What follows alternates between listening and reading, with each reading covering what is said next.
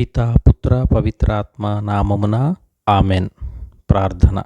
నా దేవా, నన్ను సృష్టించిన, నాకు ప్రాణమును పోసిన, నాకు ఈ రూపమును ఇచ్చిన నా వెన్నంటే ఉండే మీరు ఎలా ఉంటారు అని నేను మిమ్ము అడిగినప్పుడు, ఈ ప్రకృతి వలె, ఆకాశము వలె, ఆ చెట్టు వలె, ఈ పువ్వు వలె, ఆ గాలి వలె, ఆ సూర్యుని వెలుగు వలె, ఆ చంద్రుని వెన్నెల వలె నీ సాటి దీనత్వము కలిగిన మనుషులలోనూ సర్వాంతర్యామి అయి నేను ఉన్నాను.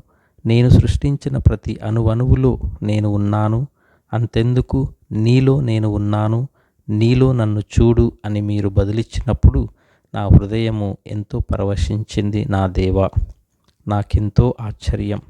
ఈ విధమైన తలంపులు నాలో ఎలా వచ్చాయి అని ఆలోచిస్తే, వెంటనే నా ఆత్మ ద్వారా నాకు తెలియపరచిన పరిశుద్ధాత్మ దేవుడు, నీలో నేను ఉన్నాను కదా, నేనే నీకు ఈ సత్యములను తెలిపియున్నాను అని త్రియేక దైవమైన పరిశుద్ధాత్మ దేవుడు నాతో మాట్లాడుచున్నారు. నన్ను ప్రేమించే త్రియేక దేవా, నేను పిలిచిన వెంటనే పలికే నా దేవా, నేను మాట్లాడిన వెంటనే నాకు బదులు ఇచ్చే నా దేవా, నేను అడిగిన వెంటనే నాకు సమాధానమును ఇచ్చే నా దేవా, మీకు రుణపడి ఉన్నాను.